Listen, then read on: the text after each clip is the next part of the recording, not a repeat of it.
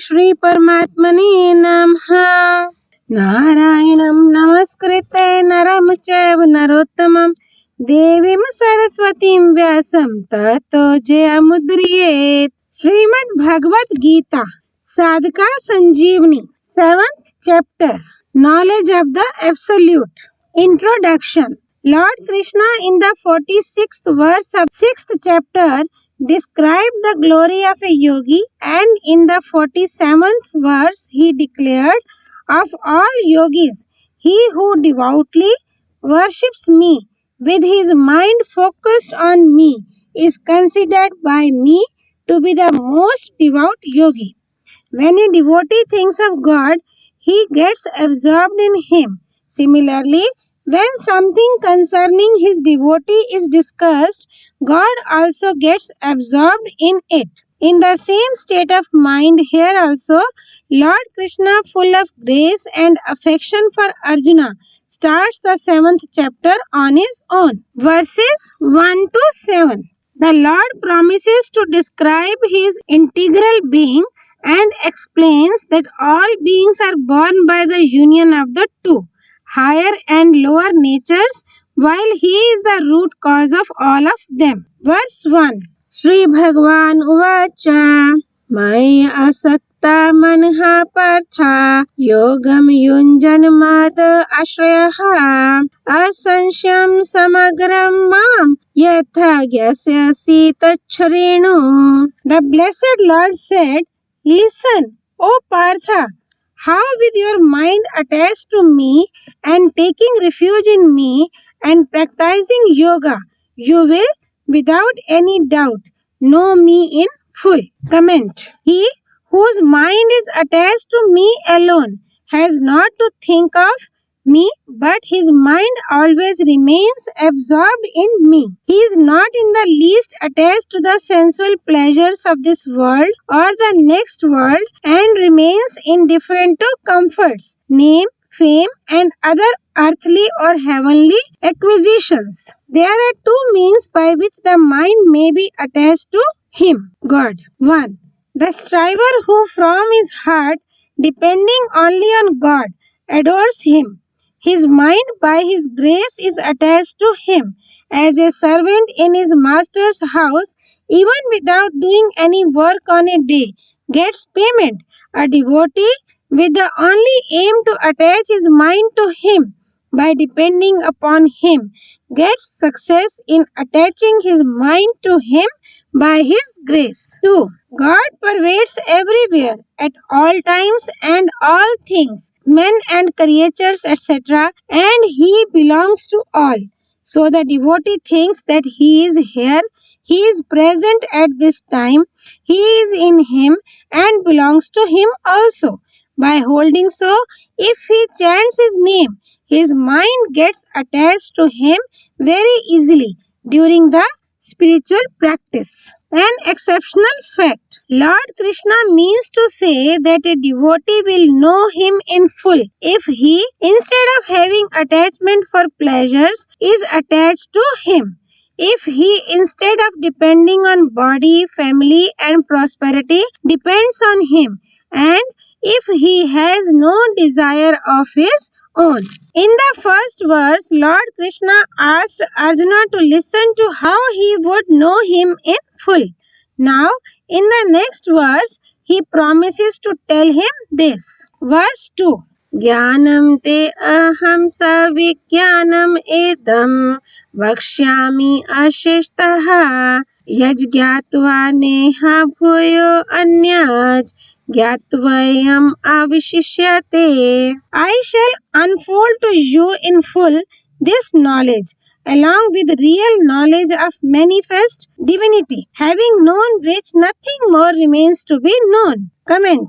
Lord Krishna declares, O Arjuna, I myself shall teach you in full this jnana, knowledge, with vijnana, real knowledge of manifest divinity. No one else can describe me in full because their knowledge about me is limited, so they can't know myself in full, while my knowledge is limitless and imperishable as I am ever omniscient. After knowing it, nothing else remains to be known. An exceptional fact pertaining to knowledge and real knowledge of manifest divinity. The world is born of the Lord and it merges into Him. Therefore, He is the root of the world. This belief, acceptance, is knowledge. There is nothing in the world except God. Namely, the world is nothing except manifest divinity. This realization is the real knowledge, Vijnana. Whatever a striver knows with his senses, mind, and intellect is not true knowledge about God, because they all belong to matter, and the matter can't know the reality which is beyond matter. When he takes refuge in Him, he knows Him naturally without making any effort, because He can be known by the self rather than with mind and intellect, etc. In the second verse, Lord Krishna said, I shall unfold to you this knowledge with realization, having known which nothing remains to be known. How is it that men don't know the reality about God when nothing else remains to be known? In the next verse, Lord Krishna answers the question. Verse 3. Manushyanam sasreshu kaschid yatati siddhaye yatatam api siddhanam kaschin mam veti tatvataha. Among thousands of men, scarcely one strives for perfection, and of those who strive, scarcely one knows me in reality. Comment. Among thousands of men, scarcely one strives for perfection. It means that only those persons who don't indulge in the sensuous pleasures like eating, drinking, and enjoying themselves like animals are human beings in the true sense of the term. Out of those, the men who follow virtues and righteousness are only in thousands. Out of those thousands, hardly one strives for divine perfection or divine bliss. Having gained which, one thinks that there is no greater gain beyond it, and there is not the least sorrow. The persons who have no desire to go to heaven and to enjoy worldly pleasures, respect and praise, etc., even when they get an opportunity and have an inclination to them because of past impressions, and who don't deviate from their principles and aims, but want to attain divine perfection, are rare. Pleasures and prosperity are the obstacles to spiritual progress. Worldly pleasures seem pleasant only in the beginning. If the strivers think over the result of pleasures and prosperity, that they are the gateways to hells and 84 lakh forms of lives, they will start following spiritual practice. Most of the people hanker after worldly pleasures and prosperity. Some of the people who transcend the worldly pleasures run after heavenly pleasures. But there are only a few aspirants who strive for divine perfection or God realization. If we turn over the pages of history, such aspirants are very rarely found. Most of them are those who have performed actions and penances, etc., in order to reap their fruits. In the second verse, Lord Krishna promised Arjuna to unfold to him knowledge combined with realization. In keeping with his promise, Lord Krishna proceeds in the next verse to explain knowledge with realization. Verses 4 and 5.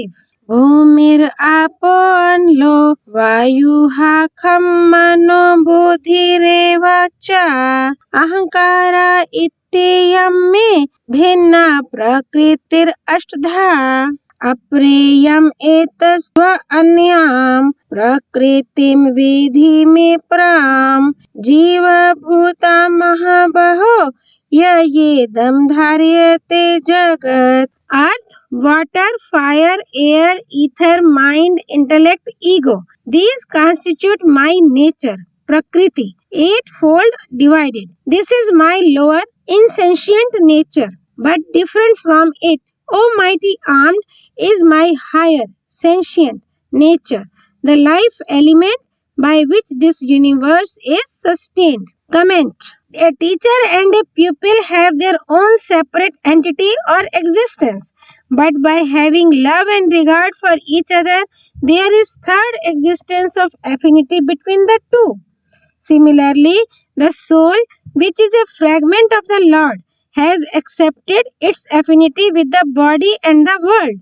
It is because of this affinity that there appears to be a third existence which is called I-ness. This affinity of I-ness is merely assumed, not real, but the soul, by accepting it as real, gets into bondage. The teacher and the pupil have their separate existence and both of them accept their affinity for each other. But out of the soul, sentient, and the world, insentient or matter, only the soul has its own existence and its soul, by an error, accepts its relationship with the world, which is kaleidoscopic and which is perishing every moment.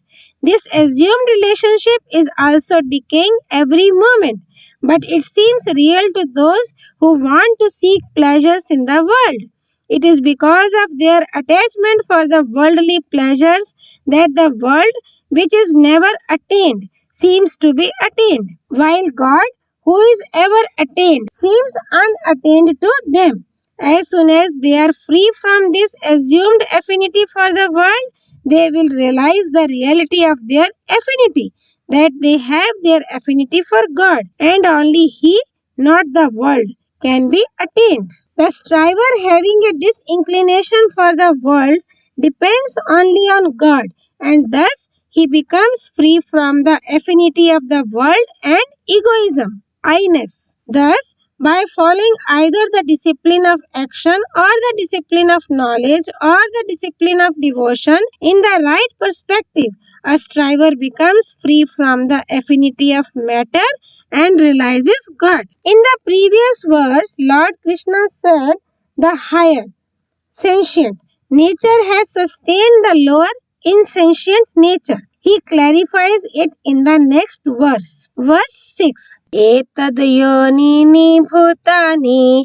sarvani tya upadharya aham krishnasya jagataha prabhavaha parlastatha. Know that all beings have evolved from this twofold prakriti, the insentient and the sentient nature, and I am the origin, source of the entire creation, and again it dissolves in me. Comment. All the beings, gods, men, animals, birds, etc., which move, and also trees, creepers, and grass, etc., which do not move, have their origin in the union of my insentient and sentient nature. In the universe, all the moving and unmoving creatures are born of the union of the sentient and the insentient nature, matter. It means that the soul has accepted matter as its own and keeps its company, and so the beings are born. As an earthen vessel is clay now, it was clay in the past before it was molded in this shape, and will remain clay when the vessel is broken into pieces. Similarly, the creation is born of the Lord, resides in Him, and merges, dissolves in Him. Thus, He is the material cause of this creation. This is knowledge, the realization that in the world there is nothing besides the manifestation of the Lord is Vijnana, real knowledge of the manifest divinity. Thus, we conclude that the soul, by identifying itself with matter, is called embodied soul, world or universe. But when it, having disinclination for matter, realizes its identity with pure consciousness, God, this individual soul becomes the cosmic soul. Such a person is called a yogi. In the preceding verse, Lord Krishna declared himself to be the origin of the whole universe. In the next verse, he declares that besides him, there is nothing else in this universe. Verse 7. Matha parataram nanyat किंचिद अस्ति धनंजय मायि सर्वम एदं प्रोतं सूत्रे मणिगणा Eva. O Arjuna, there is nothing else besides me. Like clusters of yarn beads formed by knots on a thread, all this is threaded on me. Comment. There is nothing else besides God, the origin of the universe.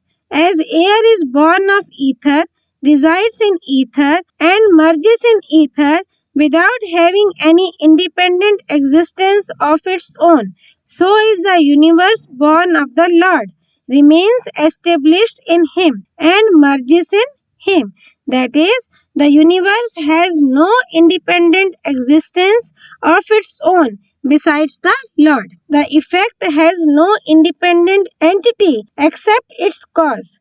The cause only is manifest in its effect.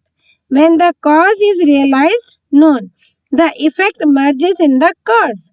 It means that the effect has no separate entity from the cause. Similarly, it can be realized that God is the cause and the world is the effect. Hence, the world has no separate entity from God. This is God realization. Actually, it is He who manifests Himself in different forms. That is, this universe is nothing besides the divine manifestation. Thus, a striver will come to know that the entire universe is his manifestation. The whole universe, like clusters of yarn beads formed by knots on a thread, is threaded on God. As in the cluster of yarn beads and in thread, there is nothing besides the thread. In the world, there is nothing else besides the Lord. As the beads and thread, though being one and the same, seem different, all the beings have different shapes and names seem to be different, but actually it is all divine manifestation. It means that His God's lower nature in the form of beads is His own self, and His higher nature in the form of thread is also His own self. He pervades the two. So long as a striver attaches importance to the world, he can't realize God who pervades everywhere in this universe. But when he comes to know the reality, he realizes that He, God, and only He, God, pervades everywhere and there is nothing else besides Him, God. To impress the fact that all things are pervaded only by God, the Lord has described Himself as the cause of all manifestations. Om Tat Sat. All glories to Sri Partha Sarthi, Lord Shri Krishna. All glories to Bhagavad Vani, Srimad Bhagavad Geeta. Sri Hari Arpanamastu.